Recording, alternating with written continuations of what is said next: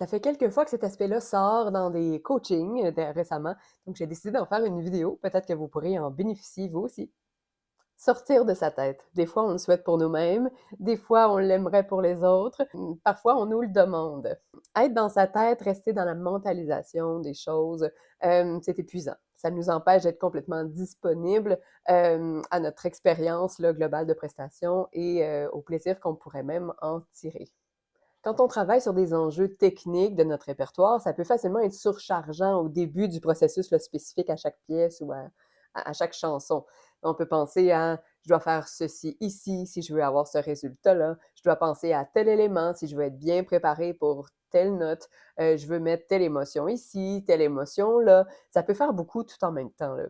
Et toutes ces données ou ces directions, ces consignes-là font toutefois partie d'une phase de préparation, de plan de travail, d'exploration.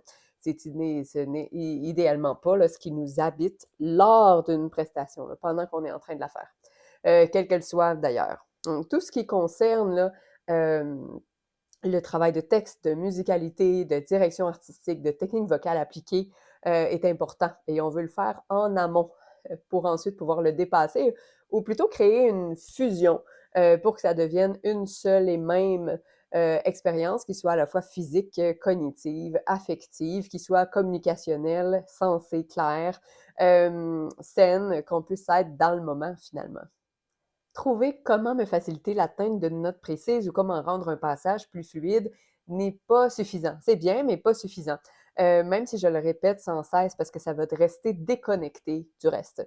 Je veux aller plus loin. Oui, il y a la procédure technique, mais elle doit être complètement intégrée. Je m'en vais où musicalement dans cette section-là? Je suis rendue où dans ma trame affective? Je dis quoi? C'est quoi mon sous-texte? Est-ce qu'il y a quelque chose là-dedans qui peut générer ce que j'ai besoin aussi au niveau technique et me soutenir vocalement sans que je sois obligée de rester strictement dans la mécanique? L'alliage sens, affectivité, musique, voix rend chacune de ces composantes-là plus fortes. Elles vont s'auto-nourrir, s'auto-renforcer et aller-retour tout le temps. Euh, donc, par exemple, le sens va générer, ce que ça veut dire, va générer une nuance affective qui pourra réinformer le sens différemment, qui à son tour va préciser et ou approfondir le contenu affectif qui se déroule.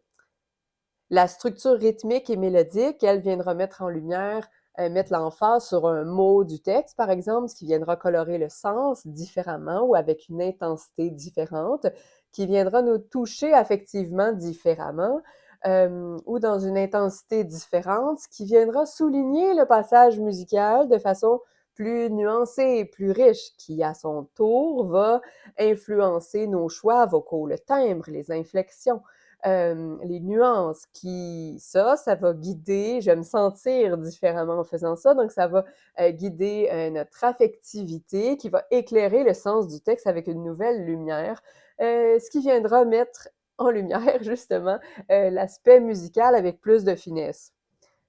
J'ai dit beaucoup de choses. Le point, c'est que tout s'inter-influence. Mais on ne peut pas se séparer des parties de nous-mêmes quand on est tout là, quand on est présent. Cette construction totale-là devient tellement imbriquée qu'il ne nous reste simplement qu'à le vivre, là. Si ça reste en partie en éléments détachés, isolés, là, je vais rester dans ma tête et probablement que je vais avoir une petite panique de fond, là, parce que je vais devoir jongler avec toutes ces balles indépendantes-là sans vouloir en échapper une seule. Donc, ça va demander beaucoup, beaucoup de ressources mentales.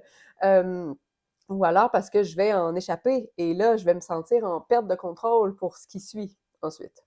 Pour sortir de votre tête, je vous invite vraiment à créer des ponts entre les différentes dimensions, les différents aspects du chant dans votre répertoire.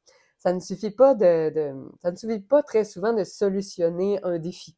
Quand on met le doigt sur quelque chose qu'on aime, qu'on le maîtrise de plus en plus, en tant qu'élément là, dans un coaching, on veut toujours se demander, ben, OK, quelle est sa place dans le tout? Ça permet de s'assurer là, que ça reste pas strictement au niveau mental, mais que ce soit tout partout, dans une seule et même expérience globale. Et je vous dirais, n'attendez pas que l'élément soit parfaitement maîtrisé avant de créer ces ponts-là, parce que ce sont souvent ces ponts-là, comme on a vu tantôt, qui permettent d'aller plus loin et de vraiment maîtriser quelque chose de fiable, de solide, de senti, de sensé, de réellement utilisable finalement. Et petits liens comme ça, plus un élément a des liens avec d'autres éléments, plus c'est facile de le garder en mémoire. C'est précieux quand même. La récupération dans la mémoire est un processus qui est plus rapide et plus efficace quand il y a beaucoup de connexions entre les éléments. Un bonus qu'on ne peut pas négliger quand même. Et si vous êtes prêt là, à déjouer ce petit sentiment de panique de fond, venez me voir au Gym Vocal, ça me fera plaisir de vous soutenir là-dedans, de vous accompagner dans cette démarche-là. Sur ce, au plaisir. Vous trouverez juste en dessous un réchauffement vocal gratuit et un défi 4 jours pour améliorer un passage vocal difficile, gratuit aussi. N'hésitez pas!